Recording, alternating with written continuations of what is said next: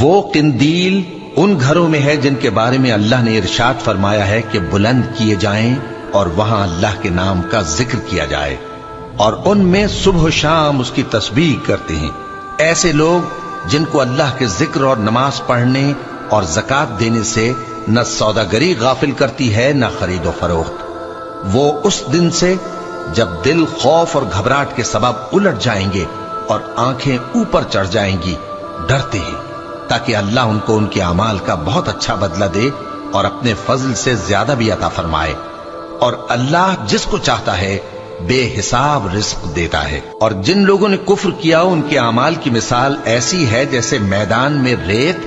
کہ پیاسا اسے پانی سمجھے، یہاں تک کہ جب اس کے پاس آئے تو اسے کچھ بھی نہ پائے اور اللہ ہی کو اپنے پاس دیکھے تو وہ اسے اس کا حساب پورا پورا چکا دے، اور اللہ جلد حساب کرنے والا ہے۔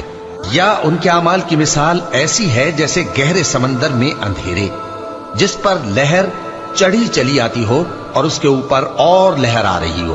اور اس کے اوپر بادل ہو، غرض اندھیرے ہی اندھیرے ہوں، ایک پر ایک چھایا ہوا، جب اپنا ہاتھ نکالے تو کچھ نہ دیکھ سکے۔ اور جس کو اللہ روشنی نہ دے اس کو کہیں بھی روشنی نہیں مل سکتی۔